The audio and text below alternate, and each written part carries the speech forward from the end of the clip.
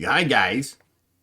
I decided to skip the hey everyone recap kind of thing because it got kind of boring sometimes just staring at me. We want to see you guys. Except for Nat. We never want to see Nat. Well, Even I don't want to see Nat. that's not true.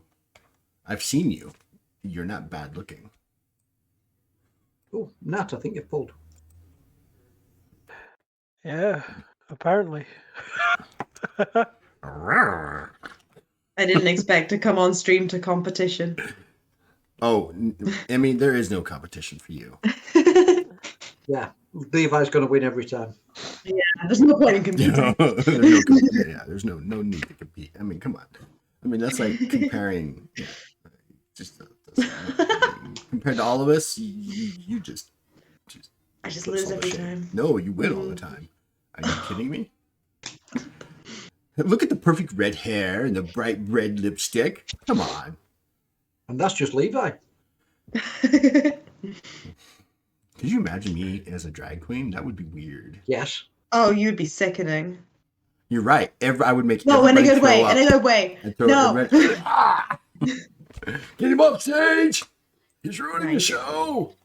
No, I can imagine you as a drag queen and then the first bunch of Antifa idiots that come along to try and stop it. You'd have a word with. Oh, yeah, Oh, right? yeah. Just step off. All right. So how are you guys? Okay. Hanging in there? We have a couple of drunkards among us tonight. Well, at least one. She had a lot of mulled wine at a party, so she's probably going to be Christmas. It is Christmas. So speaking of which, so we're going to have, I think, one more game next Saturday, and then we'll be done for the rest of the year. What do you guys think? Okay. Because Christmas Eve is Saturday, and then the 31st is New Year's Eve. Yeah, that makes sense. You know, I mean, while I would love to game with you all, I think it's going to be a little, parties and outgoings and more mulled wine, being drunk by our tabletop. Also, I wouldn't be available anyway because I'm working. Yeah. Mm. You've got on that. night shift Christmas Eve. Yeah, you got those night shifts coming up. So, all right. It seems like with this, so next week will be our last game for the year. All right. Very cool. So when we last left off, you guys had been given a proposition to handle a delivery of sorts by a man or gentleman known by the name of Silverton, and had given you, out of print, a card to come to their offices when you have an opportunity. Now, when you read the address, this address is definitely where the ships are the ship, the docks for the ships and stuff like that. This address is one level above where like warehouses are and where a lot of backroom deals happen. What's the name of this person's name on the card again? Richard Silverton.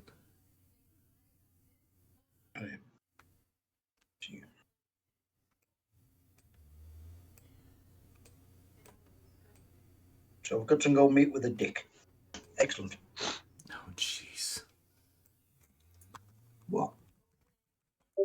Well, do you know what the running joke is? I don't know. I don't know if you guys have it in. I've no idea. Nothing runs in my family. You might have something similar to it in Britain, but Richard Cranium. Dickhead. Dickhead. I've heard it. Not sure.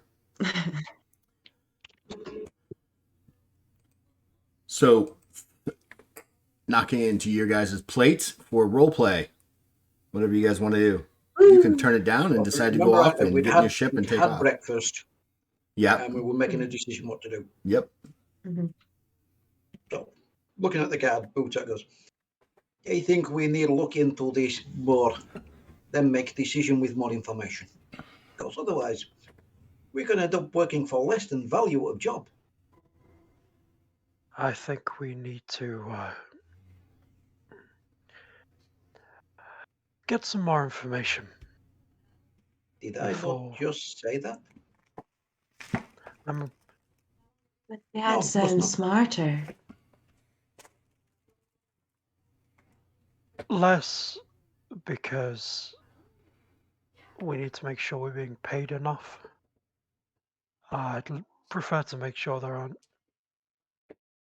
particularly volatile bodies coming onto my ship. Do we store bodies on the ship now?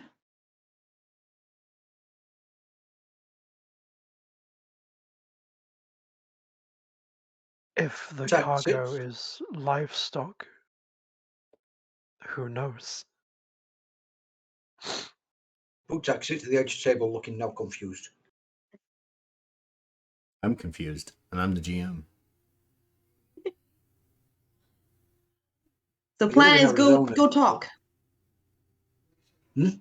Go talk. Learn information. Butak, go talk. Okay. But talk, go talk. That's the plan.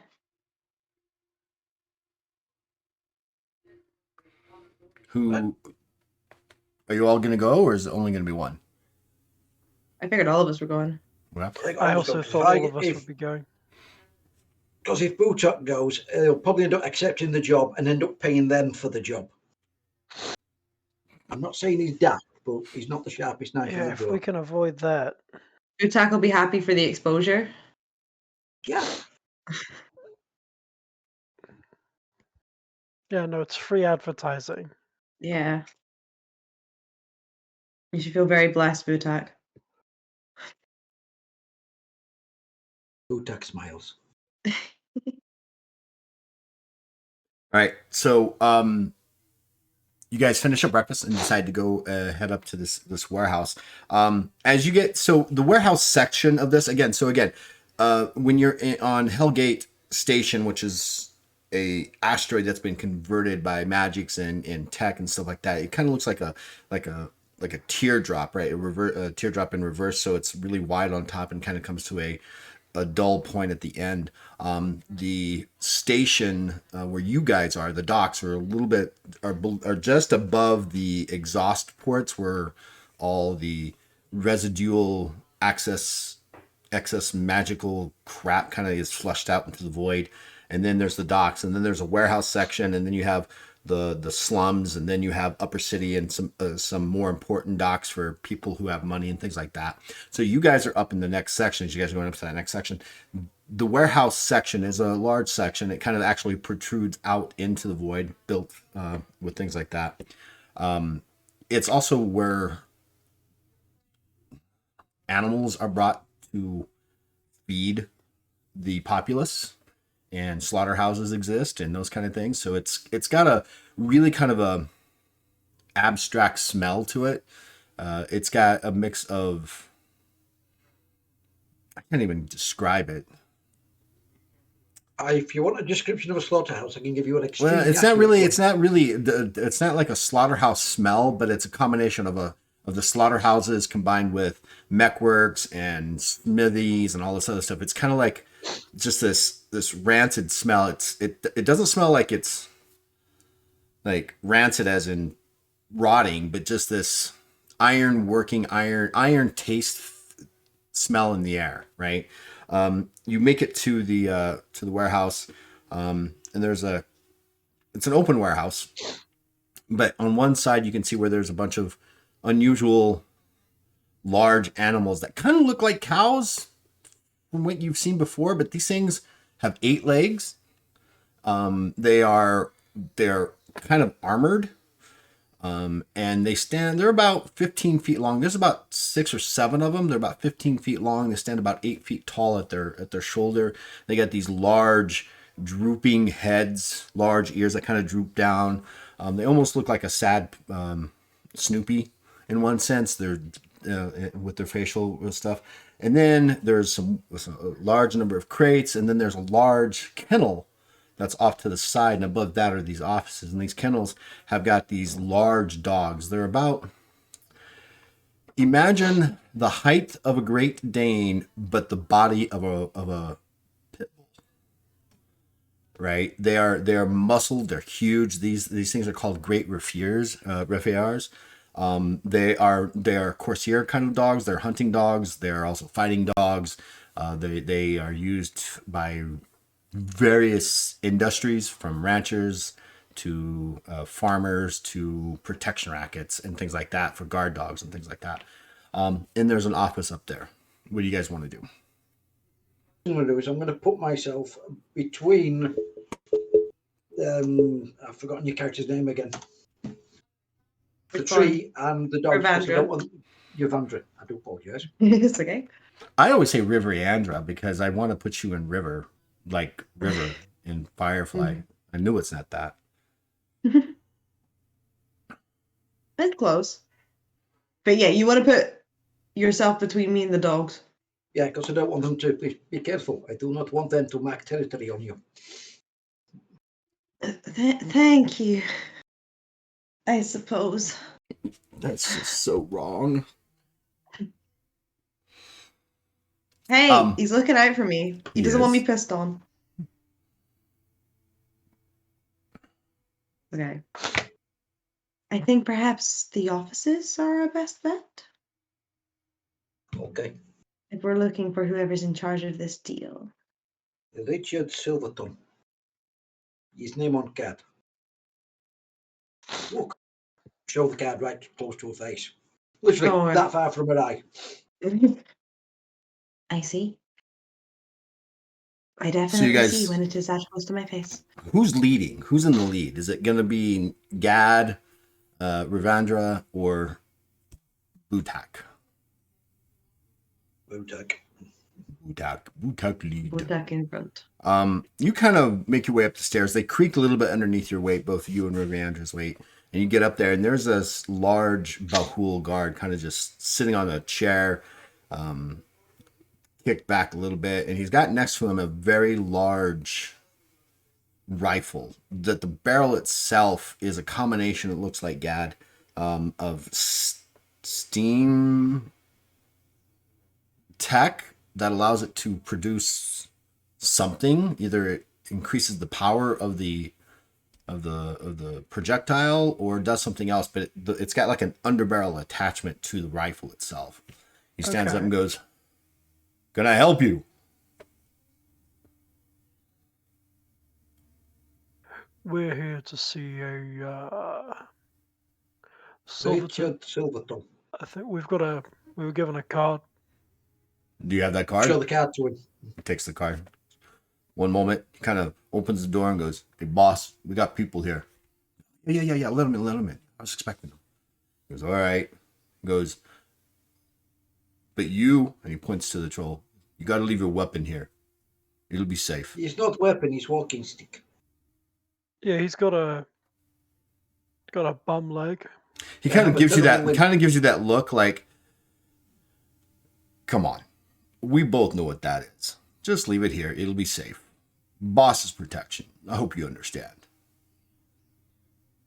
Wait out here with you. Say again. I'll wait out here with you. Have it your way. Opens the door, allows Rivandra and Gad in. Rivandra's got to kind of like dip down because it's a smaller door than she's used to. Kind of like gets down, brushes the top of it and stuff, stands in there. And inside is Richard Silverhand. He's kind of like shuffling some paperwork and finishing something. He goes, "Who are you?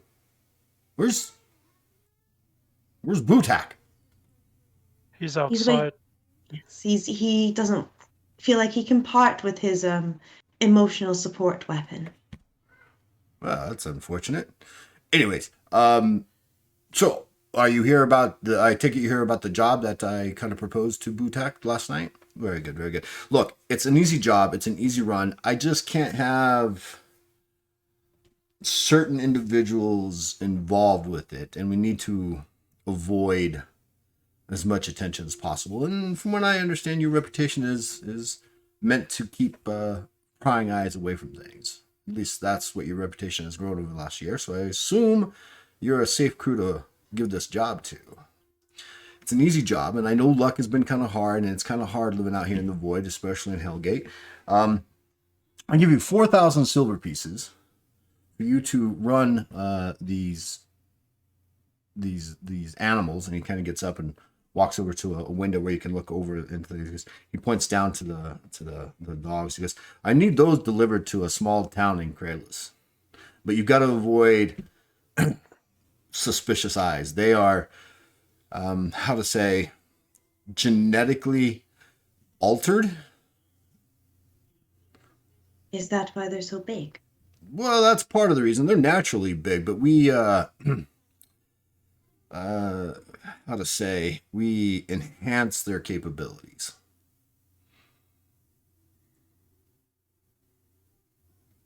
What is their nature? What do you mean by Are nature? They're dogs. Are they placid animals? Are they aggressive? That depends on how you train them and how you deal with them. Depends. For the most part, they have the ability to become very hostile if you train them that way. I would, yeah, they're to be delivered to a some ranchers down in on Kralis. Now it's about a 4-day journey from here. Throw in another 1,000 silver if you make it 3 days. How long have they been in your hands for? Have you About a seen what week. their temperament's like? Well, you know, dogs are dogs. They're gonna growl at each other.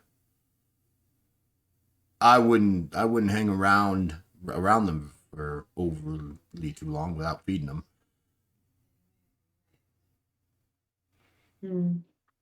Ravandra's gonna just look at Gad to be like, hey, it's your call. Gad very much looks in thought.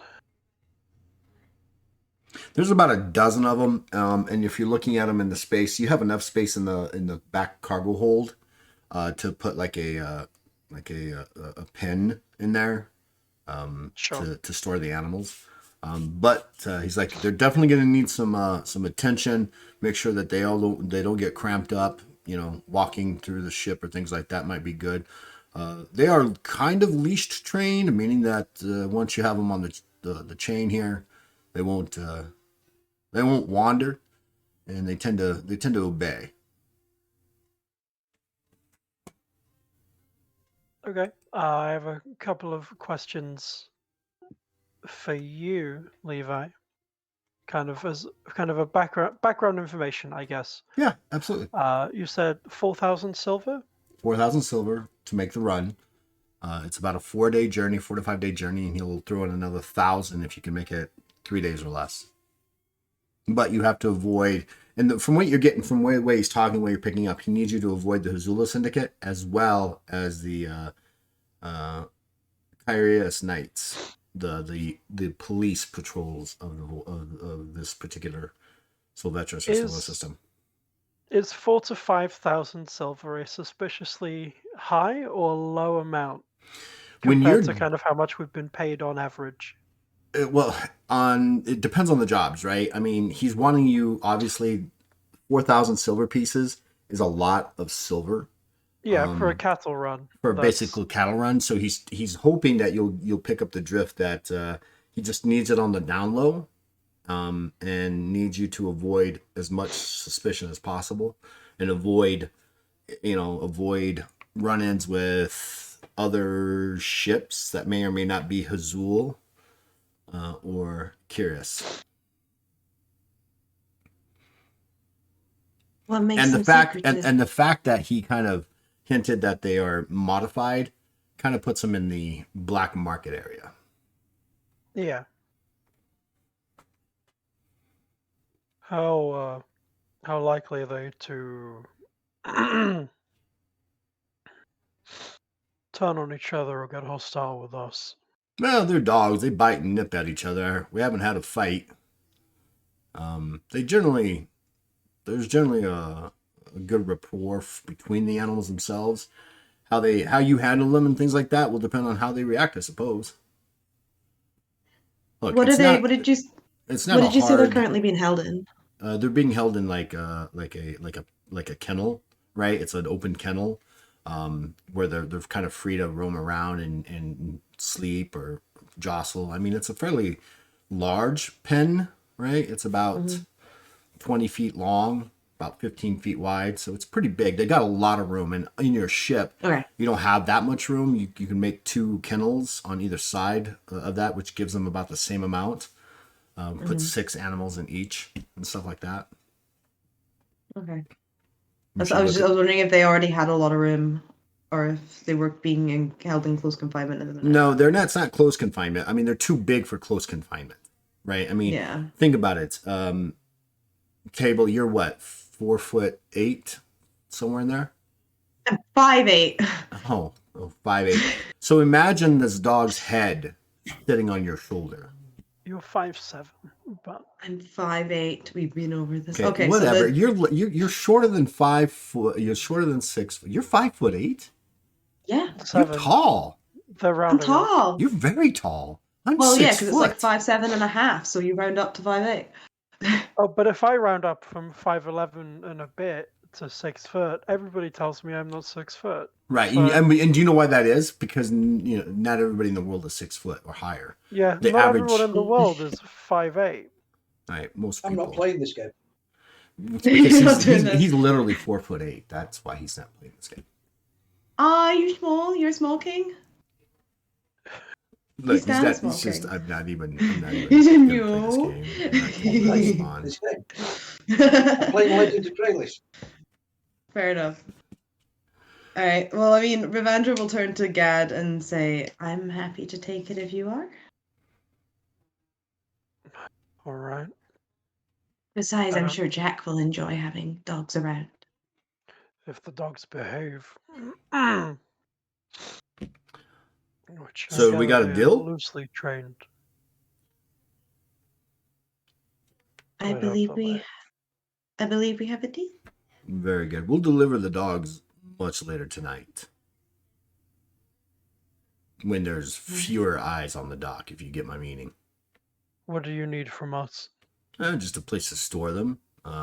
We'll deliver their food for the next 4 days. But again, if you can get them there in 3 days or less, throw another 1,000 silver in it. And you go ahead and make a skepticism check. You and Table. Nah. Yep.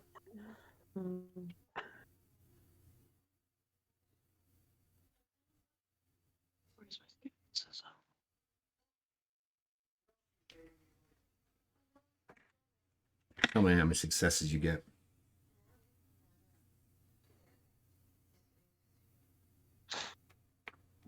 Right. Do I have skepticism? I don't, but it's against my int, so that's 42 successes. Okay. That's a massive fail. You I'm not could going to bother reroll it. reroll. I'm not going to bother reroll. Gad, you get the intent, you get the feeling with those that he's not telling you the whole truth. But it's not like he's. You get the sense he wants to get rid of these animals as quickly as possible, and therefore he's trying to push them off onto you to get us going as much as possible. He definitely doesn't want the animals to be seen, so he's trying to push it. There might be something that he's hiding, but you're not exactly sure what it is. It's not. But again, you're dealing with black market kind of issues here, so it's still kind of sketchy. Had you rolled more successes, you would have gotten much more information. If I may, I don't mean to perhaps speak out of turn, given that you are to be our employer. No, say what's on your mind.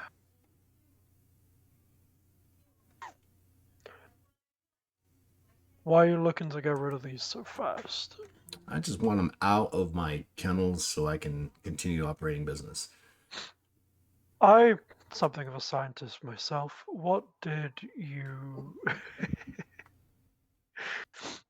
What exactly has been done to modify these animals? So look, these things came to us modified like that. I just know that they've been modified. What they did from the original breeders, I'm not exactly sure.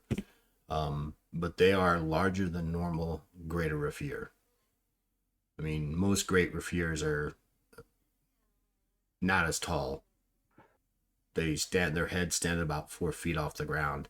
These standing at 5 feet. There's something odd about them. Exactly what? All I know is that they've been modified. Do you know what they'll be used for? Well, I know you're taking them to some ranchers down near in Grayless, near a town called I think it's called Cold Iron. To one of the ranchers out there. I can only assume they're going to be used for either protection or for other things. Simon, what are you doing? Nothing.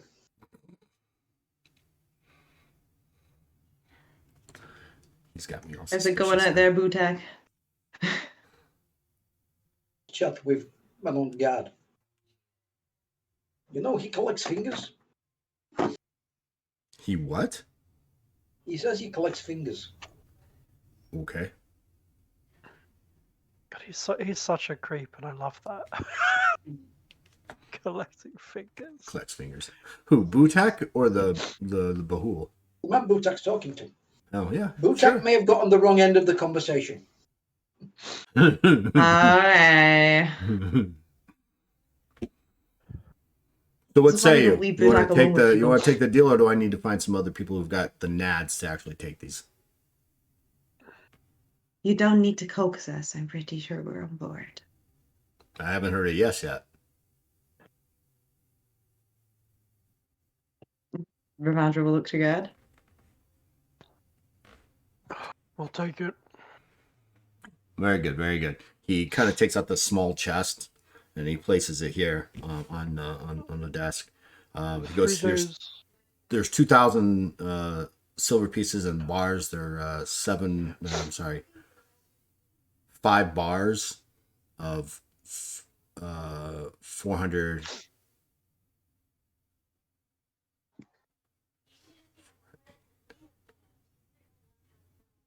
Yeah, there's 5 bars that make up 400 silver pieces each, right? They're all melted. They're silver bars. It's easier to transport that than actual coinage itself.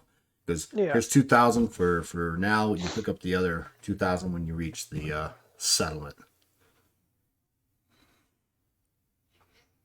So it's less than 3 days for a one-way trip, not a round trip.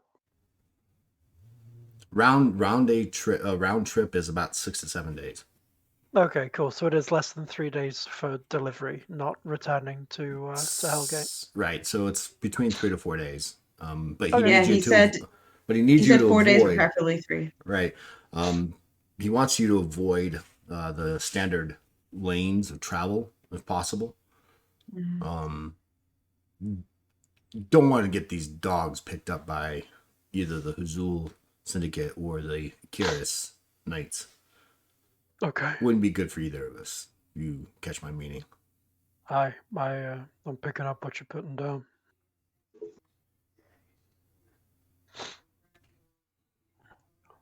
All right, we can do it. Very good. Preferably in 3, I reckon. Well, if you get them in 3, there'll be another 1,000 still waiting for you on planet side, on world side. All right. Well, then, All right, very we good. better go He back. kind of stands up and he puts out his hand to shake with you, Gad. Gad extends his hand, and as he shakes, he says, "Is there anything else that we need to know about these dogs?" Nothing that I'm aware of. Reassuring, right? We will be in touch, I guess. We'll see you later on in the evening. Well, I'll have my handlers deliver them. I'm not going to be there. Of course, of course. We better go prepare the ship. I thought we had. All right. Right. You guys kind of exit the office, and Butak and the Bahul are they're almost laughing it up at this point. One collects fingers, the other one looks, they're kind of Butak. they're doing the whole like, oh, check out this. Yeah, well, I do this, kind of lifting, kind of things like that. And the Bahul is is a little bit taller than Butak is, not by much. And then his horns extend pretty much higher than Butak's is used to. Now, Butak is still being a young troll, has only got one curl in his horns all the way through. The older they get, the more massive. It almost creates a helm over their heads at some point. That is really awesome. Protects their brains. those that have them. I've got. Not going to bet. Have I got some? Don't insult me with that. All right, so then you guys head back to the ship. Is there anything you want to do? So it's in the morning. So you've got preparation on the Swift that you need to adjust. Is there anything else you guys want to do during the day? If Rivandra can't be useful with the prep, then she will just go and busk. Probably. All right, Butak. I will just help with lifting and moving stuff when we're preparing the cargo bay.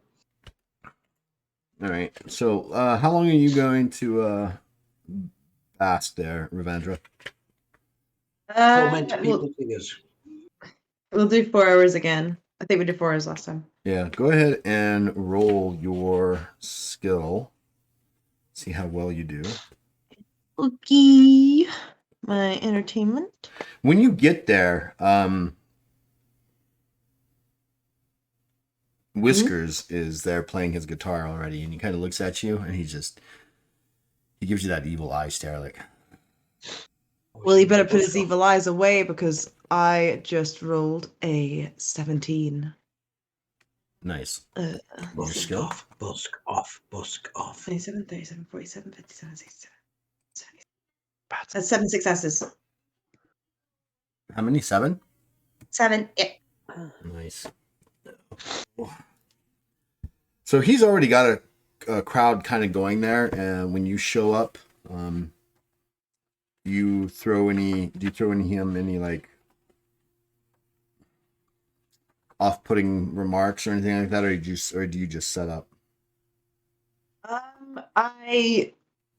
As she walks past, she takes a couple of like the leaves hanging off the vines of her hair, and toss them at him as if they were coins. Understood. He just looks at you. And then she'll go set up. Sighs. He continues to play. After you set up and stuff like that, it takes you a good 5 minutes, and you start to get a different crowd kind of approaches you and stuff like that. And so he starts to increase the loudness of his music, trying to deafen you out. What do you do? That's fine. I'll play louder as well. So now we got the competing instruments. Dun, dun, dun, dun, dun, dun, dun, dun. Going back and forth. It gets louder and louder and louder. Pretty soon the whole crowd is involved in it.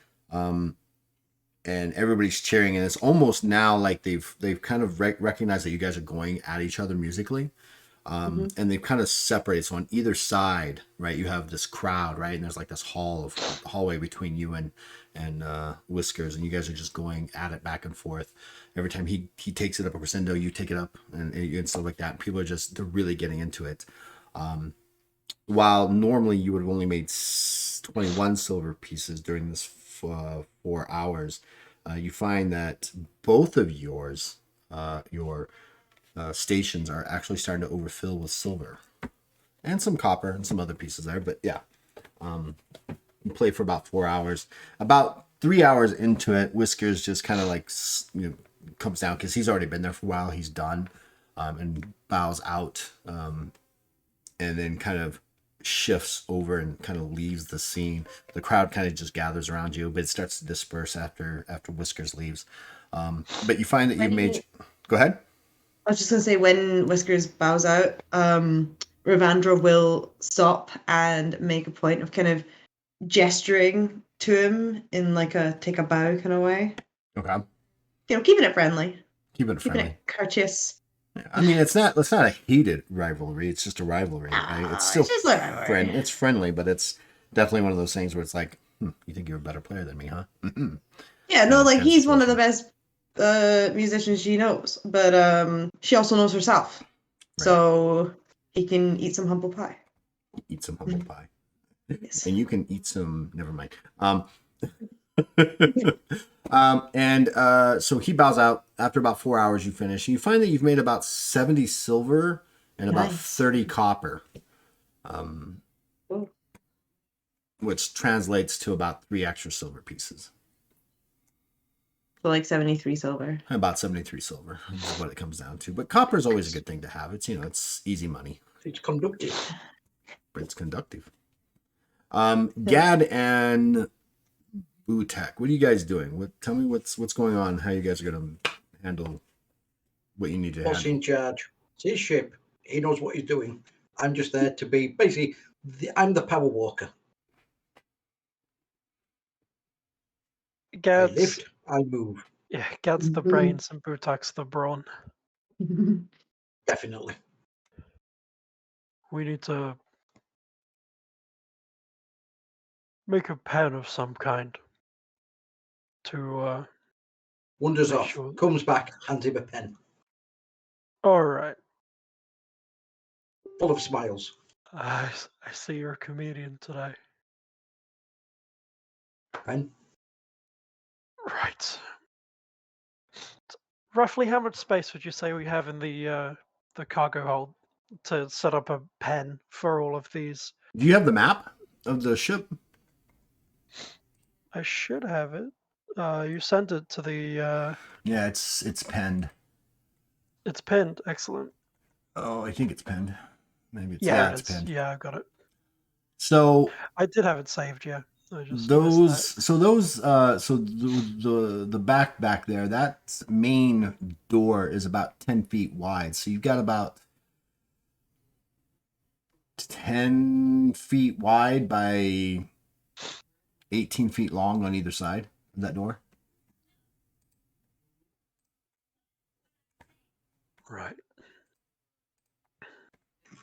Well, making sure we still have space, we need to set up a reasonably open area. Fenced in, of course, or barricaded in some way. All right, so give me do you have engineering? Do you have like fabrication or smithing? I have I mean, you both. should. All right, so go Yeah, ahead I've and give got- me your choice. You can either do smithing, blacksmithing, or fabrication roll to let me know how well you set up these pens, which will also determine on whether or not the dogs get out. Can Cause I massive issues. Can I use engineering to give myself a boost? Or I'll allow like a you to flat give roll? yourself a +5 bonus for every 25 you have in engineering. okay, so that'll be plus Can I 15. do something to give him advantage? Or give him a bonus? Do you have engineering, fabrication, or smithing?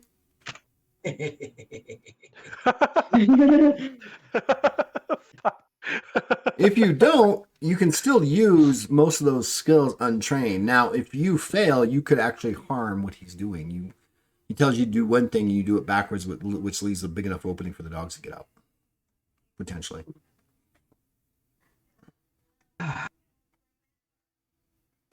Oh, guess which of those skills I've got? None. None. It's like Nice. cool Not a one. zero, right? I'm just going to make a basic Cool roll of the zero. dice with 30 plus, which is my bigger bonus. Yeah, it's going to have to be the 30 plus the agility. Because, no, nothing else. So what'd you Oh, roll? hang on, fucking up. Hang on, no, I've only got 58 agility. This is going to be bad. We're gonna do it anyway. Would you believe it? I rolled a 0.6. Holy shit. Holy shit.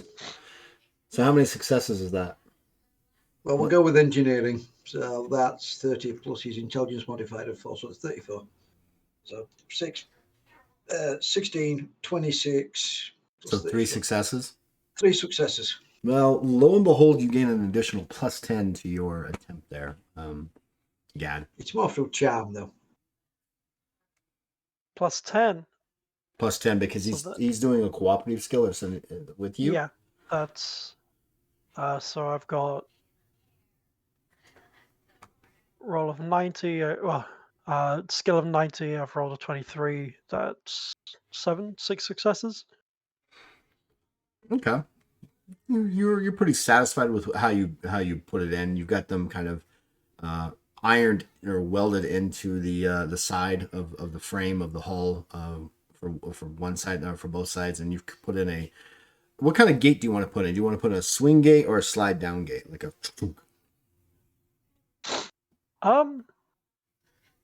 I think a slide down gate would be more secure than a swing gate, especially with how muscular these dogs look. Good choice. Good choice. So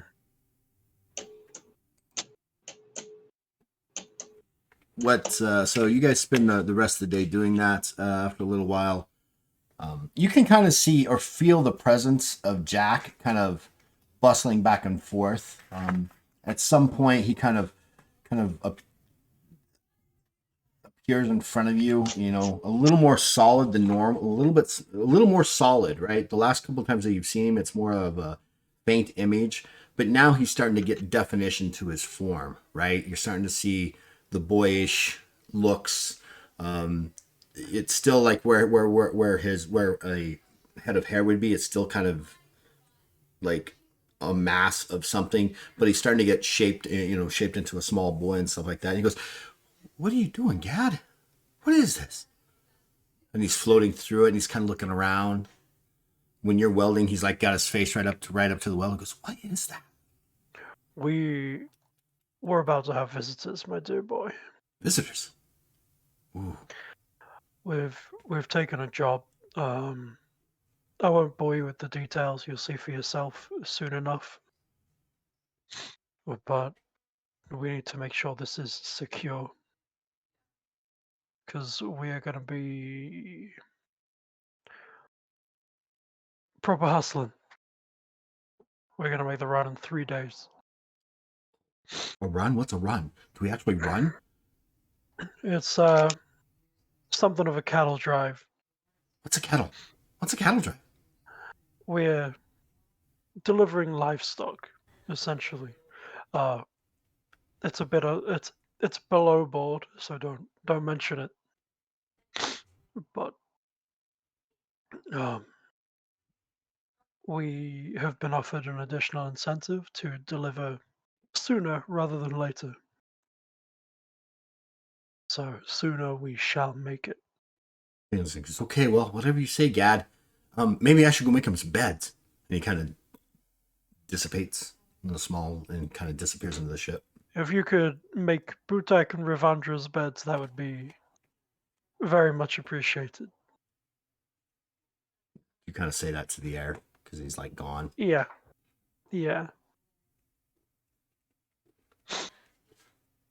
So you guys spend most of the day, like I said, putting this together, making sure it works. Butak, give me a strength check, because at some point I assume that Gad's gonna kind of have you test the strength of this thing, so you kind of get behind it and you push. Okay. Tell me how many successes you get. Yeah, if it That's breaks, roll. it wasn't good enough. So Rolled a Kinda. 22, so 22, 32, 42, 52, 62, 72, 82, 92, 102. So that's 8 successes. On one of the fences, you hear a rivet or a weld pop as Butak kind of sets in. It kind of pops, and it kind of one side of it kind of shifts as it kind of pops out. all right. Thank you, my Oopsie. friend. I can reinforce over there. Do you want to try the other side, or what are you thinking? They're out. Perhaps you need chains, but when I was child and taken to gladiator pits, they kept us chained to walls, so if we did get outdoor, we'd not go too far.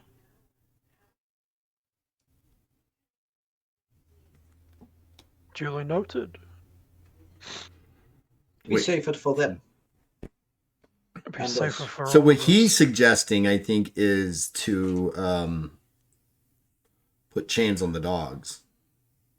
Basically, some sort of collar or harness on it, chain it at least 1, maybe 2 points, and weld the chain to the ceiling. Yeah. So if they don't get that's, out, then it's going to limit the movement, and maybe we could just pull the chains and lift them off the ground. that's a plan that I think Gad can get behind. All right, so you spend some extra time finding some chains. All this material comes out of what you guys have out of the 2,000 silver pieces. It's going to cost you about 300 silver pieces to get all the material put together to create these pens and things like this. Do you want to have Butak test the strength of the weld for the chains? Yes, please. All right, go ahead. Wait, hold on, Butak. I need you, Gad, to make your checks for your engineering, whatever you used the last time for the gates. You're gonna have to use the same thing I used blacksmithing with a plus 15 from my engineering. All right, so go ahead and try that again. That is a 15, so 7 successes. All right, so your target to break it is 7 successes or more.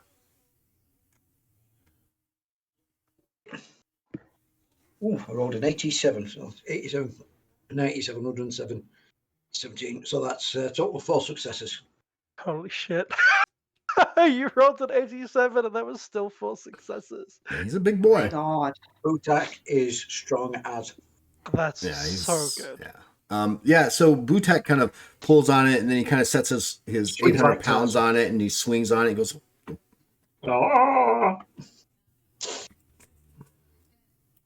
All That right, one. that'll do. "That'll do, Butak. That'll do." That'll do.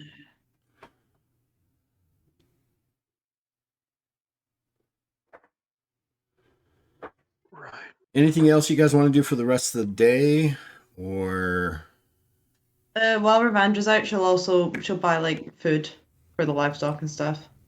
Well, no, they're bringing the food. Oh, are they bringing that? Yeah, Okay, they're never mind. bringing dog chow, Yes. whatever that. Are they whatever that bringing resembles. toys? Get some extra. No, why would they bring toys? These are not toy. They're dogs. They're not They're those kind of dogs. We stood there and the guy kept saying, "I mean, they're dogs." They're dogs, I but knew they're it. not that They're kind of dogs. dog. They're They trained war dogs. are guard genetically dogs. modified trained guard dogs. So big toys.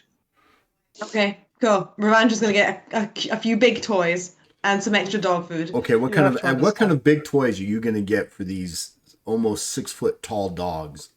It's Butak. That's the big toy. Throw Butak in. Like Hey, Huggy Winky's in and footballs call him and, George. footballs and giant branches and I don't know. She'll look Wow. around and see what can be makeshift toys, you know. Well, you can always go to the slaughterhouses and see about picking up, Couple of big thigh bones. a couple of big thigh bones. Oh yeah, sounds good. All right, She'll do so that. each of those are going to cost you 50 silver pieces, though. 50 silver pieces for one big thigh For bone. one big thigh bone. There are how many dogs altogether? A dozen. That's a lot of silver for some big thigh I'm going to end up owing money on this job. No, it's fine. Can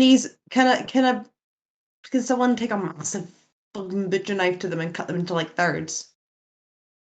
Yes. Yes. I mean, Butak can do that.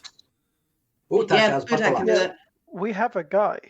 Yeah, I'll buy 4 big bones. Wait, what'd you say, Gad? You have a guy?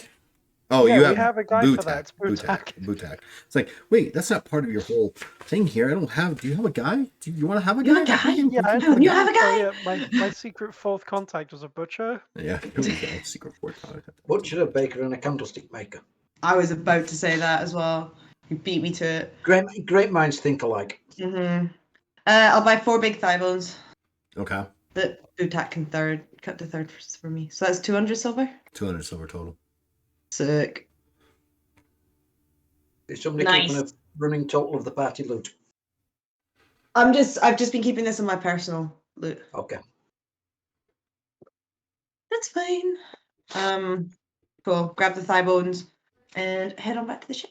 So I do have a question because I'm curious, Table. Does Rivandra wear any clothing? Like, does she have like pants?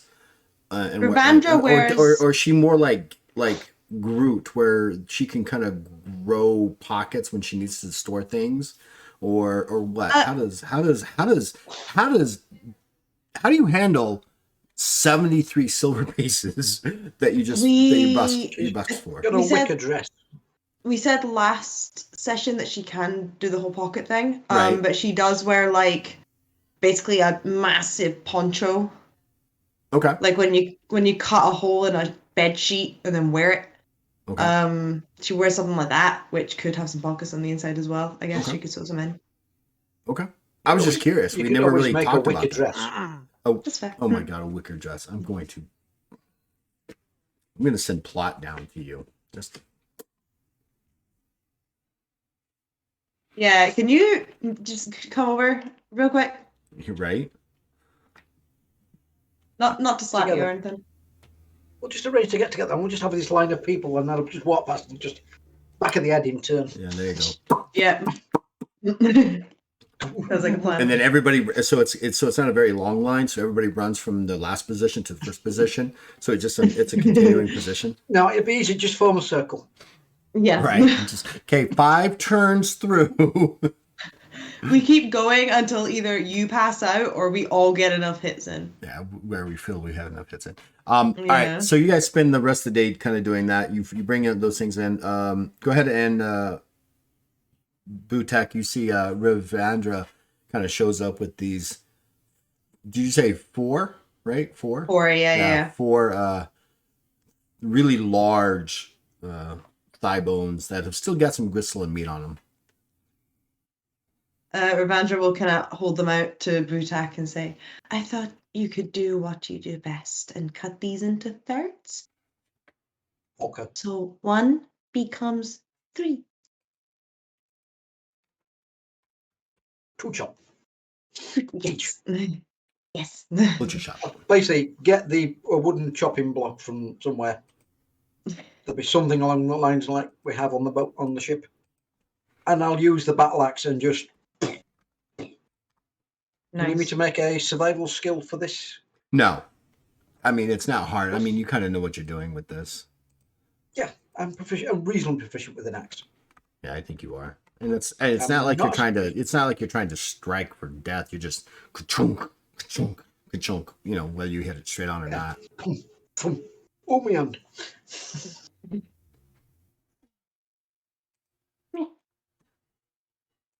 Have you, Ravandra will go to Gad when she gets back and she'll ask, have you informed our other guest that we are having guests? I don't think he quite understood what I meant. But yes, I have. Not understood how.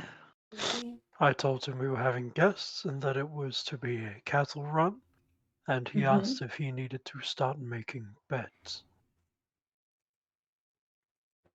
Or the dogs? I did not tell him it was dogs. Oh. I thought that might be a surprise, potentially.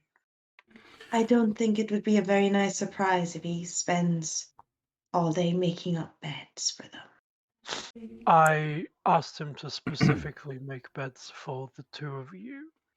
Let's Yes. let's take like a 5-minute bio break real quick. If you guys don't mind. Okay. Sure. We'll be right Sure. back.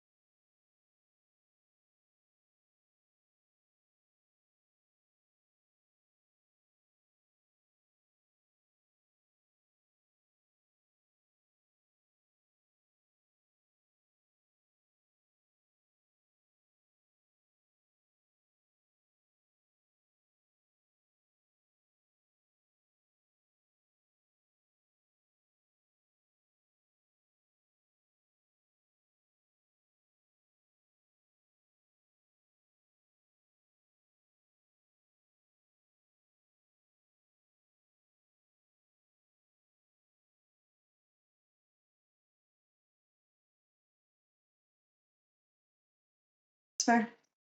All right, guys. Sorry about that. We took a little bit longer on the bio break than we needed to, but we needed to do it anyways. So,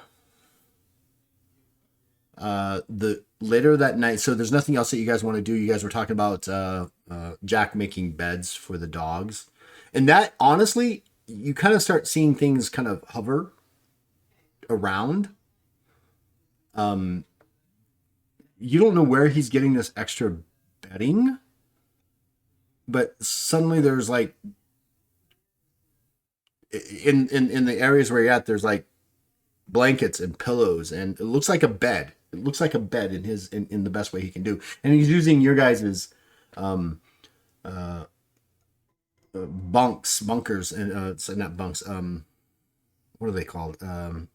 Rooms, cabins for his concept of what a bed needs. He's like, I don't know what they're gonna need, but he's like making these beds, and he's like, how many beds do we need? And he kind of hears, you know, your 6 and things like that, and he's floating around.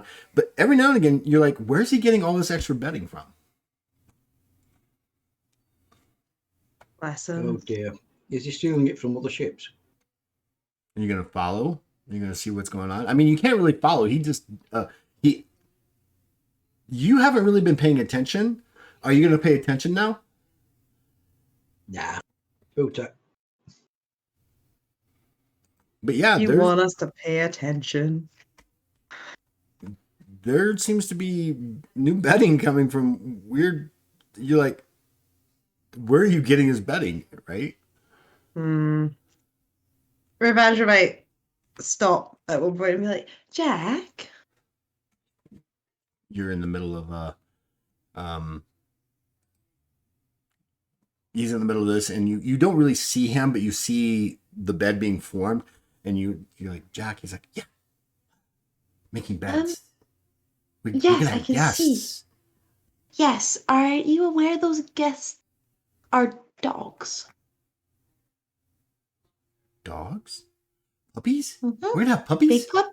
We're gonna get big puppies. They still need beds. Yes, about the beds.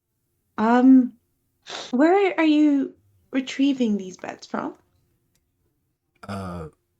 He's from places, and he kind of aspirates a little bit, comes to the company, and kind of points outside the ship.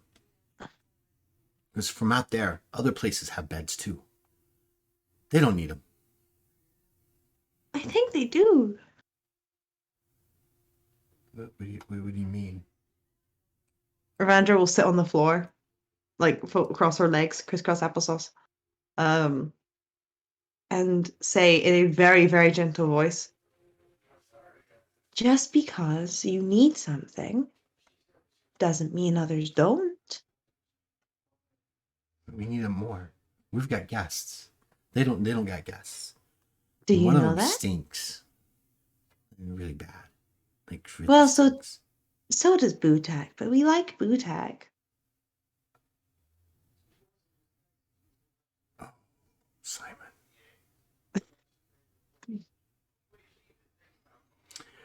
But Jack, from these what aren't you our can tell, beds. you can kind of see the apparition's shoulders kind of like slump down, and he kind of hangs his head and goes, do I have to take it back? I think maybe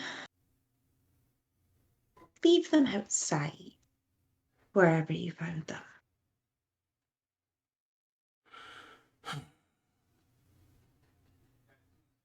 He completely aspirates out, and then you see, and so when they were coming in, they were floating up high, and now they look like they're being like drug, like, you know, like if a little boy was dragging them, like a pillow and a blanket in one hand and a pillow in another hand, he's like dragging them out.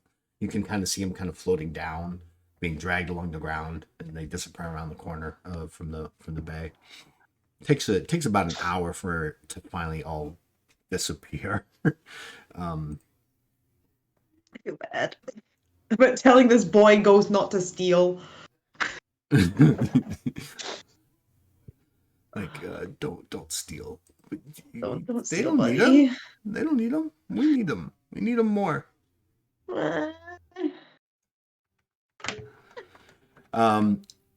So, anything else you guys want to do for the rest of the day, towards the evening, besides dinner and those kind of things? I'm just trying to get things out of the way, so in case you want to do Yeah. something else to the ship, so when we start going, we don't have to worry about anything else. How suspicious would it be for a ship to be leaving in the middle of the night? It's not suspicious. I mean, Okay, cool. ships come In and that go all the case- time. In that case, Gad, I think, is going to have a nap. Okay. We pulling some all-nighters.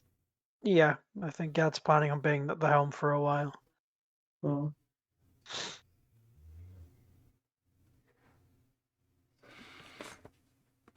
Can Ravandra go back out and buy some bedding? You gonna go busk again? No, I'm gonna go buy some bedding so that Jack can make some beds. Okay. What kind You of made me bedding- feel bad. What kind of bedding are you? What kind of bedding are you going to buy? I mean, they are for dogs, so I mean, what kind of bedding? Yeah, nothing expensive. Just Just some like cheap covers and some pillows so Jack can make up some beds for the dogs. all right. So maybe 50 silver, and you get like ragged rags and things like that. Sounds good. She'll leave them like in a little neat pile at the front of the ship so that when Jack comes back, he'll see them. Okay. So you take some time. You spend about an hour doing that, and you come back, and you're carrying stuff up, and you can see Jack, or what you think is Jack, kind of dragging these pillows and blankets to these other areas, and you set it down. Do you say anything, or do you just leave it? I'll just leave it for him to find. Okay. Anything else you want to do for the rest of the day? Until when these guys come in? I'm going to go in. Is there an area on the ship where I can practice with my pole arm safely? Or do we have to do that outside? Say again. Is there an area on the ship I can practice my pole arm safely? Oh, Or you have do to we do need to that. go You have to somewhere do it else? outside of the ship. You absolutely have to. There's All no right, room. I'll basically go around the ship doing figure eights with the pole arm. Okay, cool.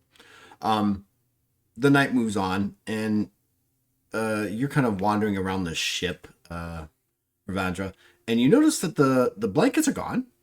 The things that you bought are Okay. gone. But they're not in the where the dogs are sleeping. When you kind of look over there, those look like new garments and pillows.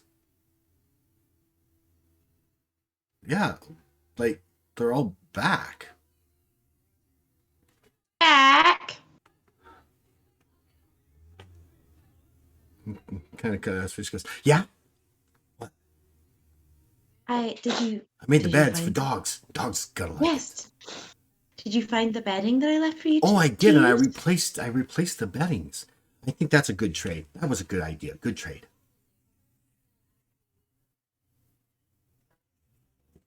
You know what? I've got nothing to say to that. He's bartering. He's figuring out how to trade. Oh, good trade. Ravandra's washing her hands of Good that. trade. Good trade.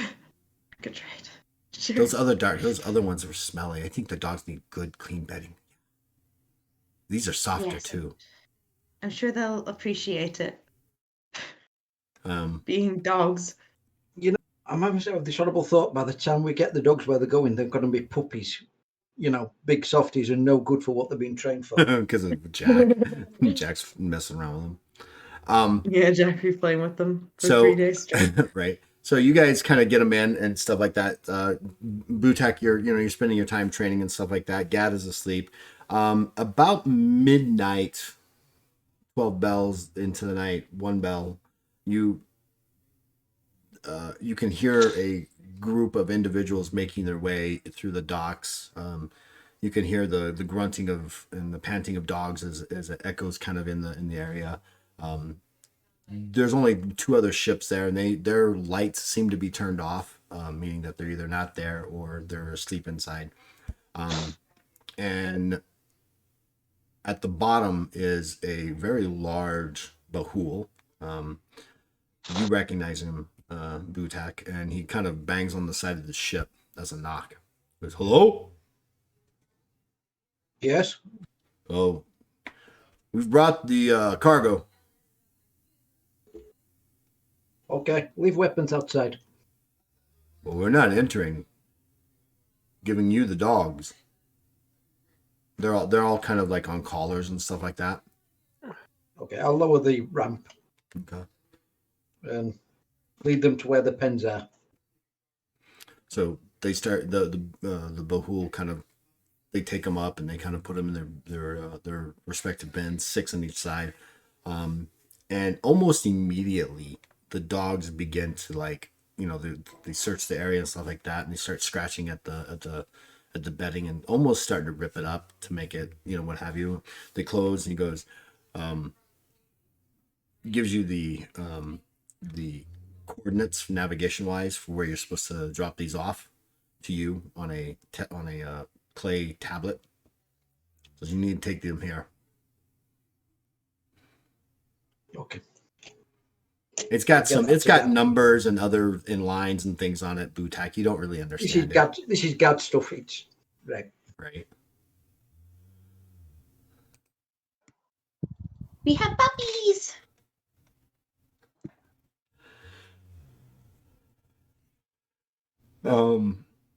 Make sure they'll drop the food off as well, because I don't want us to suddenly realise we're halfway gone and we haven't got the food. Oh no, there's food there. There's several large bags. I'm just double checking. They're the bags themselves are more or less fresh meats and things like that, and bones and things like that they'll probably eat on. There's about 20 bags that kind of pile up in the center of the cargo hold there, with in between the two pins. Gad, you're awake. Yep. All right. Throw him the clay tablet. Literally an inch from his face. Without missing a beat, Gad takes it out of Butak's hand. Should we get this show on the road? The cargo secure.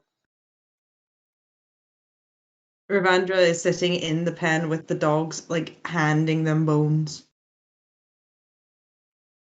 You're in the pen? Or Yeah. outside the pen? Okay. She'll be in the pen. Yeah. 3 or 4 of them kind of jump up on you, and you're kind of taken aback by the amount of weight that they are actually displacing on you. They are very heavy dogs. Sick. You're big boys. Very big boys. Fully standing on their hind legs with their paws up. They're easily, wherever your face is, that's about where they're at.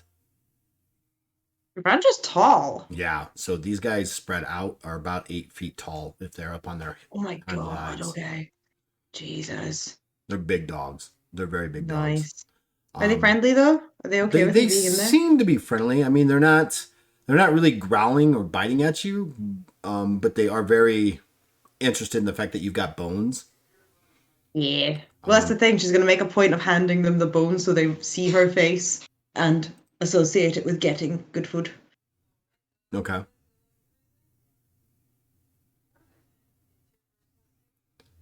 Hey, someone needs to be liked by the dogs, all right?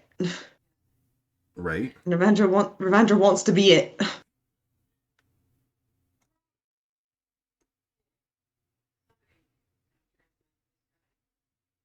I'll go sit in the gunner's seat and prepare for takeoff.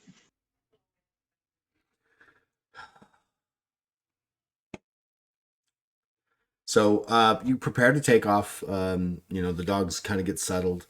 You kind of hear as you guys are as the shuttle bay door closes behind you, Rivandra, you hear a shriek in your head, like a scream. Oh my god. Can I tell where it's coming from? It's coming from the bay. The bay? The back of the ship, the bay, where you're keeping the dogs. It's coming from in here. Are you still in there? Yeah, I figured Okay. she was just staying Yeah. with the dogs for You now. hear a scream in your head, and then suddenly you see one of the dogs is kind of violently pushed, like some force pushed it up against the wall, and the bedding kind of comes up and they're and stuff like that. And he goes, "Stay away! You're hurting it. You're not supposed to do that." Jack.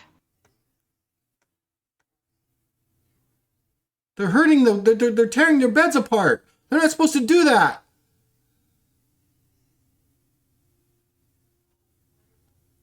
Please put the dog down. But he's hurting the beds. He's destroying the beds. I made these beds. They're supposed to sleep in them, not tear them apart. They're cheering them up so they can get nice and comfortable in them like Nest.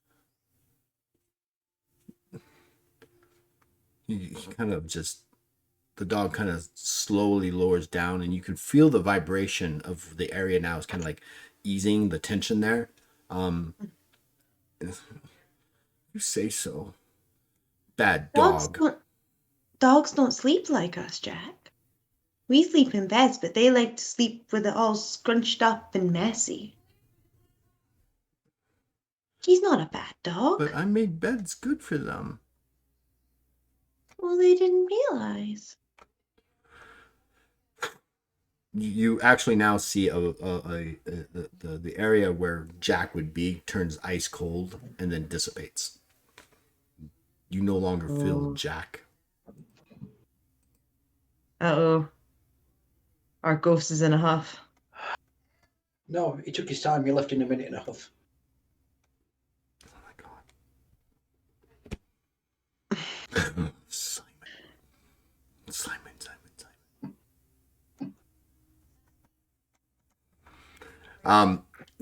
Gad, are you going to pilot this thing out? Yeah? I am indeed. All right, pilot check, please. All right. That is 6 successes. Yeah, you easily back it out and away from the docks, and ease it into the void. You hear a slight hiss happening, as though you may have. It's like the hull is leaking someplace, but you're not exactly sure where. It's not like a whoosh, but it's a hissing, and it's near you, near the cockpit, and you get yourself out into the void. What do you want to do now? Is there an autopilot? Not so much as in like you can just set it to autopilot. You would need, it's not, no, there isn't. So you're going to be awake for 3 days solid to fly the ship then? Nobody else can fly it. We all have pilot Piloting. void ship, I believe. I just have a higher because I'd taken the skill already. So I've already got a quite high investment in it. That's just the best at it. I have 45 in it, yes. I mean, it's easy enough for you to hold on to the steering wheel as long as you've got it going. When you set it to fly, though, I mean, it'll follow a path, right? But there's no autopilot. Like if something crosses its path, it's not going to avoid it. It's just going to follow through that path, and if it hits it, it hits it. Mm-hmm. Right? There's no AI to actually, say, "Oh, look, hazard, avoid." I mean, I'll still be in the cockpit, kind of looking for where this potential leak is coming from. So I'll still be here to keep an eye on things. So if I could set it to go, if I set the coordinates and kind of head towards those coordinates, so that I can at least head towards Kralis. Well, the coordinates of where they set is if you actually set it to coordinates, it's a straight line, but they need you to not go in a straight line. Oh, yeah. You know what I'm saying? The coordinates, I mean, Kralis, you can see it. It's in the distance. It's a small greenish blue dot, but you can see it from where you're at. They want you to make sure that you avoid any prying eyes or eyes looking for you kind of thing, if that makes any sense. Can I, in that case, make a navigation check for navigation void to find a less traveled route that will get us there within the set number of days, assuming we fly consistently. Absolutely.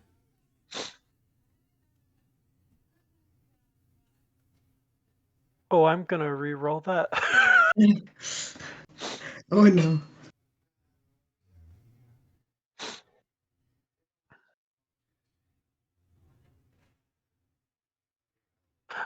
That is much better. That's 5 successes. You find you've flown enough in the void in this particular part of the Sylvetris.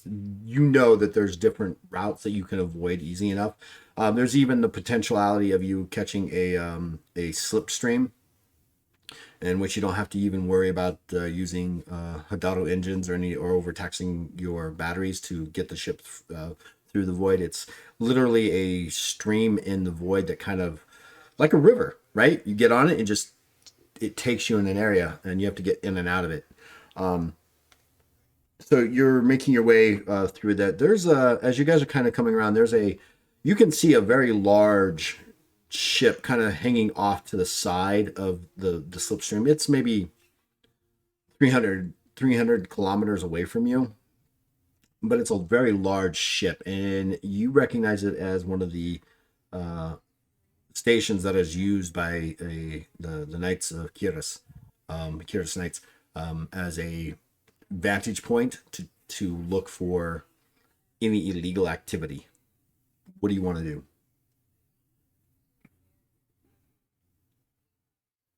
Can I look for a route that we can take that will maybe Give me a lore. Do you have lore void? I have lore omniverse. Okay, I that'll do not work. have lore void That- specifically. okay, that'll work. Go ahead and give me that. And you have lore it's- tech as well, right? Yeah, I do, yeah. Right. It's 4 successes. You know that these gigantic void ships have the ability to scan up to about 500,000 miles away from them. So you're definitely within range of them locating you. If you want to, the slipstream is going to move well within range of them. Right now, you're about 500 kilometers away from them. You're going to need to move much further out. You're gonna have to head more backwards and around than forward and around. Does that make sense? Yeah, it does. If we want to avoid this, you we'll want to have to avoid this, backtrack, yeah. which means that our options are either kind of gun it and then lie through our teeth, or backtrack and lose 1,000 silver. Or backtrack and tax your engines. Yeah. And if we tax our engines, we will have to repair them. What do we get planet side? Or I can prepare them on the go, but then someone else will have to be the pilot. Yeah. Yeah, all right. I'm confident that I can repair the engines. I think we gotta swing it around, Okay. take an alternate route, and just risk taxing the engines instead. Okay. So you go ahead and you spit out. Do you want to use the Hidalgo drive, or do you want to just overtax your Undar drives? So the using the Hidalgo drive drains the Thaumic batteries a lot quicker than the other batteries, but to maintain the speed that you need to make up that day is there's a chance that you'll drain the batteries no matter what happens. But if you overtax the Undar engines and tax and use them to try to maintain speed to catch up those 3 days, it'll drain the battery pretty quickly. In fact, I can tell you exactly how much it's going to drain. Have you got that ability to recharge the batteries yet? We haven't leveled up. Right, so not yet. Because remember, it was being discussed last week. That's all. Yeah. Mm. Actually, before I commit, I think Gad might ask the rest of the crew what they think, pitching the he might be able to keep the engines running. Utak think avoiding curious nights entanglement's good. Agreed. We are not meant to be getting people's attention.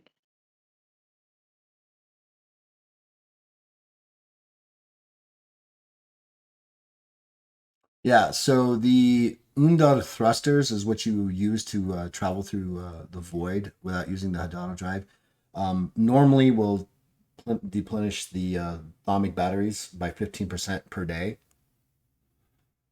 Right, so 15% per day. So that'll be just shy of half, yeah. Yeah.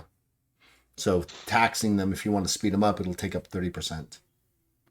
Where the Hadano 30%. drive, right, the 30% per day more, right? Yeah. I mean, so it's going to double your the energy output, where the Hadano drive takes 50% of your drive or your engines per use.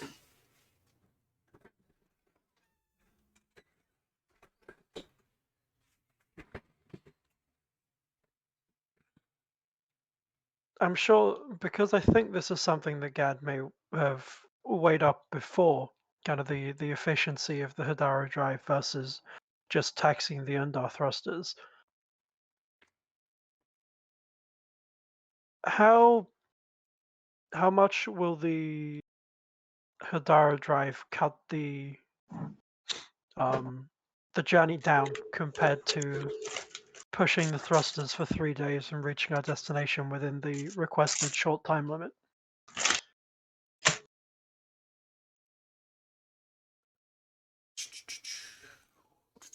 Where are the pinned? Okay, so the Swift has got it's got a Type 3, so it can do one light year in about 48 hours. So Yeah. about 24 hours is what it's going to take. It's about, if you use a Hadano drive, it'll be 24 hours, where the Undar thrusters are moving you at about 24,000 miles per hour. So we're talking, so 500,000 miles to get out of the range is a lot. So you'd have to burn those really fast and hard to get out of range. And then you have, you're about a half of a light year of Lojasar from, if you were flying in a straight line from Hellgate to Kralis. So Okay. yeah, so one drive is because you have a Type 3 U3 Type 3 Undar thruster system and a Type 3 Hadaro drive system. So at some point you can attempt to upgrade those if you like. But right now you're moving at about 24,500 miles per hour, which is pretty fast. You can double that by taxing them, but it'll increase the output to the requirements by 30%, and you can even tax it even further to take it up to like 3/4. So it'd be like 40. It'll drain your reserves by 45% up to do so, but you're going to increase your speed by double, and then by 1.5. Well, double and then half of that again. So 24, 48, 60, 72,000 miles per hour.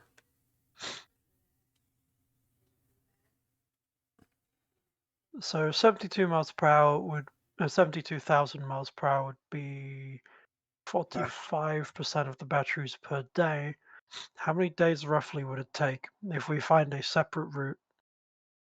Because it won't be a straight line, unfortunately, so the Hadara drive might not be the way to go, because we will attract attention by blasting through space. Well, what happens is you suddenly throw up the Hadaro drive actually opens up another dimension into the Hadaro, which allows you to travel faster. That's why it's used. Yeah. The way you would have to, from what you're calculating, using taxing the engine, bringing it up to 45% usage, takes you out to about 4 days. At some point, you would need to use the Hadaro drive, but that's going to reduce it by 50%.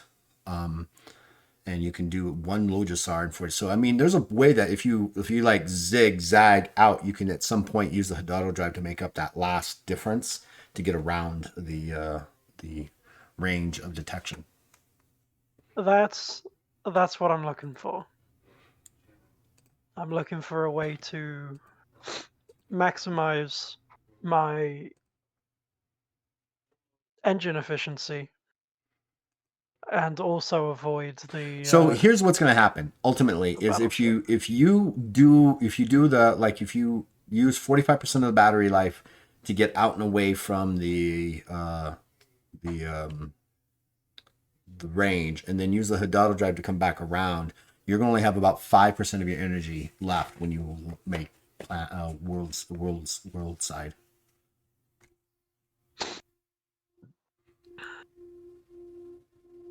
And then who knows if they have the ability to charge the thaumic batteries when you land where you're landing. If you were landing in Well- Shiva, sure, but you're not landing anywhere near there. No, it's cold iron, isn't it? It's cold iron So there's every chance we may be stuck planet side for a little while. for a little while. Yep. Gad will also pitch this to the rest of the crew to see if they are opposed to potentially being planet side for a bit. At the cost of an additional 1,000 silver payment. I mean, Ravandra doesn't really mind as long as they get the job done. Like, she's not in it for money, so that extra 1,000 silver isn't going to be a massive deal breaker for her. Whatever's best. Utak, not sure what you mean by timings, but whatever you think is best. It's your ship. All right. So if I come out planet side, how close will I be? Will that 5% be enough for me to navigate to cold iron? Oh yeah. I mean, once you come out of the Hidalgo, you should have that'll give you enough energy to land. But once you touch down, you're not gonna have enough to get off world So you level up. until you level up. Yeah, until I Yeah. charge the battery. Well, he's also going to be able to access the specific spell to do so as well, right? It's a I little don't know. bit higher level of a spell, PR of a spell. Well, Which system rank is it? I confusing should me. be able to access up to, I think, rank. I'm going to double check my character sheet. Because I've got Arcane Touch, Legendary as well, I should be able to access up to power rank 4. And I've got. Yeah, it's lightning stroke, which is a PR 5. Beans. Will any lightning spell do it? It just happens to be that one is specifically designed. That We one, can discuss this when I rank up. yeah. So that one, so lightning stroke will, once you generate the energy into it, will power the battery back up. You could attempt like shock, but that will take a lot of those, and electric arc. So anything that's power rank 2 shocking, things like shock, or electric arc or energy globe, the lower the power the power rank the spell, the longer it's going to take for all intents and purposes. Okay, that makes sense. So if I were to take a power rank 4 spell, for instance, it wouldn't take as long as power rank 3, but it would take longer than lightning stroke. Okay. That makes sense. That's me. I've gone cross-eyed. Yeah, my brain burned out a while ago hearing all the numbers. Right. You guys want to be planet side for a few days? We If that's can. what we need to be. Once doggies are delivered, we're good. We'll be stuck for a little bit potentially while we find some way of recharging the batteries, but stuck with the dogs? No. We won't be able to take off again after we land. Right, out of character question. Could you build a sort of push bike dynamo to charge the battery? We could do when we're in space, sort of thing. Hey, Stoic. Big Butak cycle to power the battery. kind of like one of those gyms in New York where you come in and you pedal for an hour and it generates enough energy for you to be in there working out and generate the lights for a couple hours. So you've got Butek in the back on some sort of like treadmill or bicycle for like a couple hours just to generate enough. That's gonna be really up to that's ingenious, to be honest. That would be up to you guys. Security, right? I'm so down to make that if that's the thing we can make. Just saying, at the school that I do security, they've got a couple of consoles for the kids to play on at lunchtime, but they're powered by a little push bike system, so they've got to pedal to play on the console. That's cute. That's actually really cool. Yeah, it's very clever. Let's see.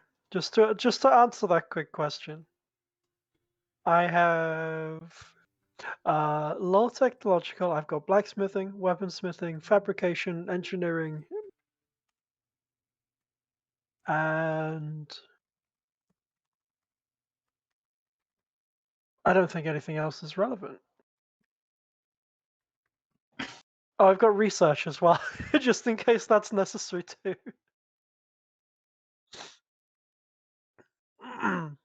So maybe I might be able to build that for you. For us, comrade.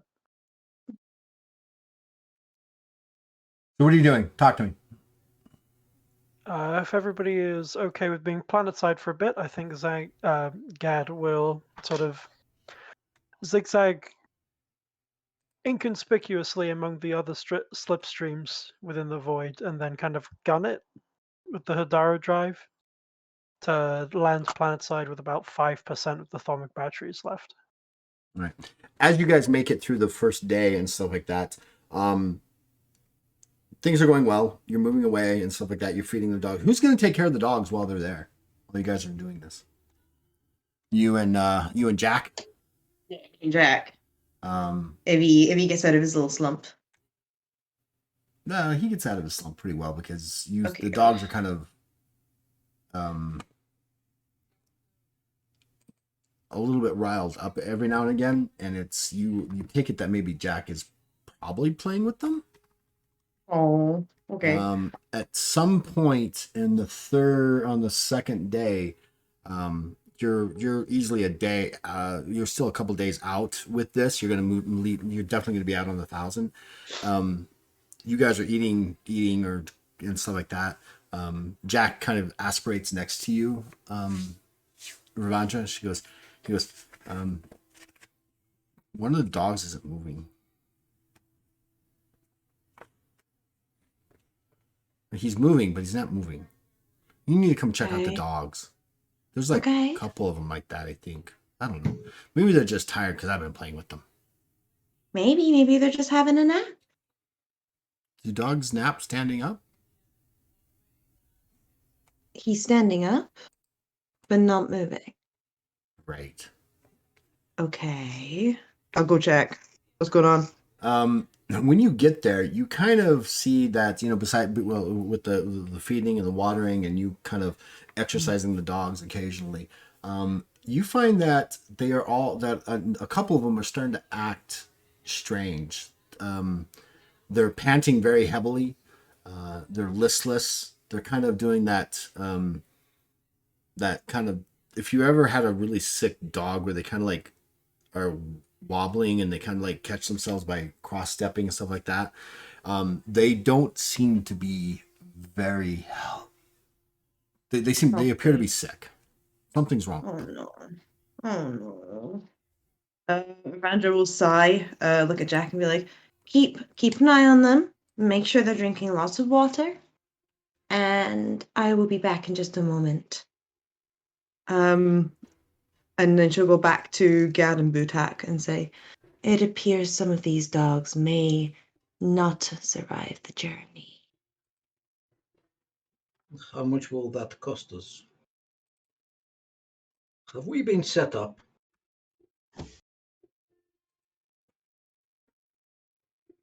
This does feel very not right.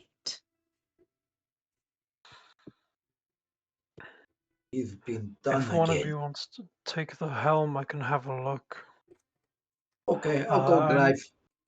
I may not be a healer in the same sense that you are, Rivandra, but I am a man of medicine.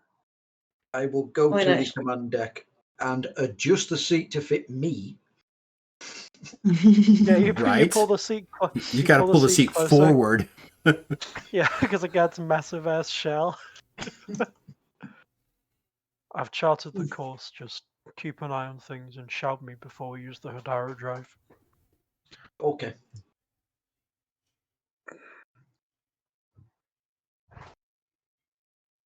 Right, I'd like to go and have a look at the those sick boys. All right, you come down there and you notice they're kind of, like I said, they're listless, they're panting, and then suddenly you see that you were told there were a couple. Hey, Plot Doctor, thank you for joining us. You find that there's a couple more dogs that are like that, and Jack kind of almost fully appears in front. He goes, "I didn't do this to them. It wasn't my fault. It wasn't my fault. We were playing, and then they just started. Those two were over there, and they just started doing that. It's not my fault. It's not my fault." I'm sure it isn't, but as a precautionary measure, I would ask that you let them rest, just for the moment. Okay. I'd like to maybe examine one of the ones that is. So what kind of skills do you have animal wise? Like, do you have lore monster, lore animal? Do you have healing? What do you have? You've taken the background, basically the doctor background, right? Yeah, I took Physicos. Physicus. And I don't have animal handling, but I do have healing and herbalism. Give me checks on both of those, and let me know how many successes you get. For both of them, yeah. Yeah. Right, that is 2 successes on the healing and 5 successes on herbalism. How many total successes between the two? 7. As you investigate these dogs, you find that Could alchemy have applied actually because they're genetically modified? And if you want to throw an alchemy check in there, sure, go for it. I did actually take. I just gotta find it now. I took mutagens as my rank 7 alchemical discovery. So I thought that might help actually. That is 4 successes, bring it up to 11. Sitting here and examining this, it's not so much their genetics, but it seems like this seems to be a common canine disease that can respond to proper antibiotics if given. And the dogs that are infected, it seems like this is a virus that will spread from dog to dog to dog to dog. So all 12 dogs potentially could come down with this. It does lead to them ultimately dying if they're not taken care of, because they'll stop eating, they'll vomit a lot and all that other stuff. And they need to be isolated for 3 to 4 days, maybe 5 days, you think? And you realize also that this is something that if they were coming from the breeders, they should have been inoculated against almost from the beginning. But then again, they're mutated, they're mutated. So they may have been, and maybe not with enough. But in any case, you've got this virus that's spreading amongst the dogs. Could a healing spell help with like a canine virus? So we would treat, so it wouldn't be something we treat it as a disease. What healing do you have? I have ranged healing and I have healing touch. Let's why I see asked. here. Give me a second. That would be any. It's a power rank 2 spell, I believe. Curing touch, right? Well, healing touch is what I've got written down. You mean for your ability? But what spells do you have? Oh, right. Oh, I've got abilities. I don't have any. No, I don't have any spells. Sorry, I've used the wrong word. Okay. Ranged healing will allow you to use your healing skill at a range. But you would need, for you to be able to cure disease, it would be something that would be like herbalism, alchemy, the kind of things that Gad Right. actually has. Yeah, Okay, you're fair. just. This listing is things Gad's you're good at. wheelhouse, not mine. Yeah, completely his wheelhouse at this point. That's fine. So I have alchemy and I have herbalism. Both are kind of around 85 plus. And I've got a fine quality alchemy kit and a fine quality herbalist kit. Can I have a crack at making the necessary antibiotics to get them to at least survive planetside? Sure. You would have to use both your alchemy and your herbalism. Nothing else will work. Give me checks on both of those and give me total successes. Yep. I'm going to use I'm going to take uses off of the alchemy kit and the herbalist kit, Okay. if that's okay. The Sure. herbalist kit grants me, because it's fine quality, it grants me, I've got written down, I think, +5 to checks, Okay. as does the alchemy kit. So Okay. I'm going to reroll if these aren't a good number of successes each. Well, I've just used some of my points to give you an extra heroic look. Oh, thank you. Save- I will spend that to to save the dogs. Save the dogs. I'm going to save these dogs. Don't worry. You better. Get animal doctor. Not a people doctor anymore. Animal doctor. Right. Animals and people, they're not that different. I'm going to double check the herbalism kit. Animals are more likable. Some. Most, I'd argue.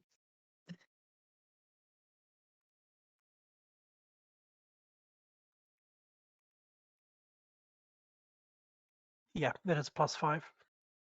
Right, cool. So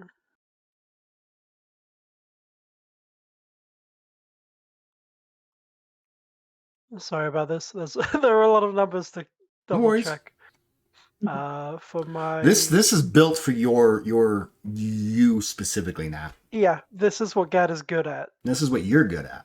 Well, this is one of the two things that Gad is very good at. Right, alchemy, that is 7 successes, and herbalism, I'm rolling against the 93, so let's hope I don't wang that one. That's not enough successes. I'm going to re-roll that. Dogs.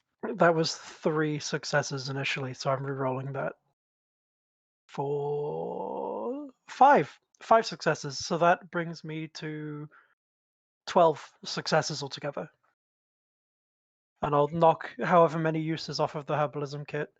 I would assume the alchemy kit rather. I'd assume 1 for each dog. So Yes. 12 uses Yes. off. Yes. Yeah, I've got 8 uses left.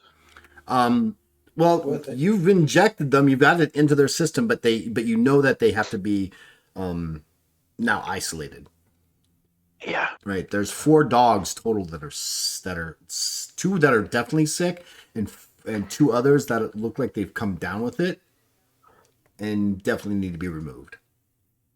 Right. Is everybody okay with having a dog in their quarters? Yeah. Because we're not going to get sick from this. But if we don't isolate them, they will. Okay, I'll have the one with the brown spot. Okay. Please don't name him. We do have to give them back if we want to be paid. Otherwise, we've come planetside for no reason. So we move kind of some of the nesting for one of them into Butak's cabin. We move one of them into Rivandra's if she's okay with it. Yeah, but she will name that dog. Oh no, don't, I've no. already named my dog Spot. Yeah. She's calling hers Boof. So we've got 4 cabins, haven't we? Yeah. Yes. One in each cabin. No. Hmm. Yes. That makes more sense. Yeah, 1 in each cabin. And Gad will just kind of sleep on the bridge.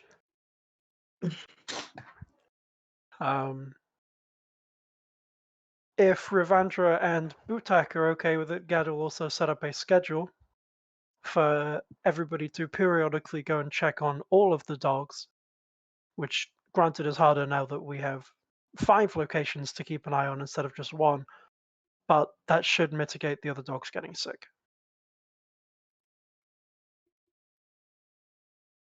Cool. All those in Yep. favor, say dogs. Dogs.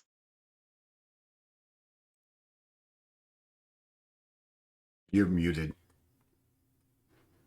Simon. I'm not hearing a We're not hearing a the dogs. dogs. Dogs. There we go. There we go. Beautiful. Love to hear it. Right. With that, back to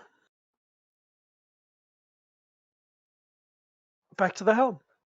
Unless Butak wants to keep flying, in which case Gad will look after the dogs. I'll keep flying for a bit. It's easy. You go left a bit, right a bit, left a bit, right a bit.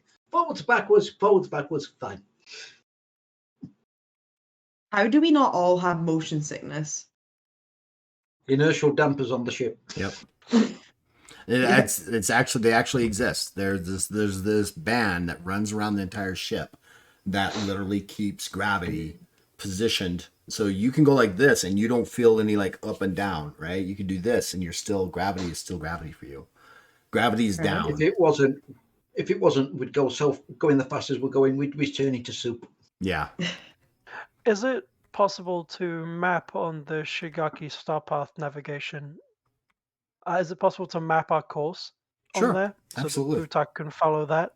Hopefully, give him a Yeah, absolutely. small bonus to controls, because obviously we get plus 25 to a navigation check anyway. Right.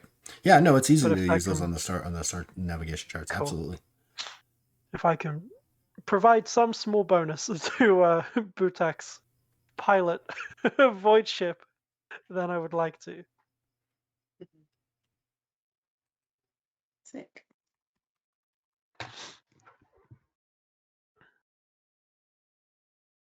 Right. All right. So how are you guys doing? Do you guys want to continue? I heard a soft wee yawn come out of you, Em. I am quite. How are you guys doing? It is 11:15. quarter for to us. 11 to you guys. Yeah, I'm not far off hitting the wall myself. Okay. I was awake about 4 o'clock this morning. All right. Well, look, I think this is so you guys have got this under control. We can pick up here in next week, if you guys so like, where we make planet side landing or world side landing and deal with some more additional things that are happening there, or anything in between. Cool. Does that sound like fun? Cool. That works. All right. Sounds Very good. good. Thank Absolutely. you guys so much for joining me on your schedules, being in good old Britain. I can't even do a proper accent for you guys, so fuck it. Thank you guys so much for joining me. We will be back in 1 week, and then we'll be taking off the rest of the year for holiday reasons, New Year's Eve parties, Christmas, working on Christmas Eve, and those kind of things. Until then, we will be back next week. We love you all. Thank you for joining us, and say goodbye, everybody. Goodbye, everybody. Goodbye, everybody. Goodbye. Stay legendary. And stay legendary. We'll talk to you guys soon. Legendary. Bye.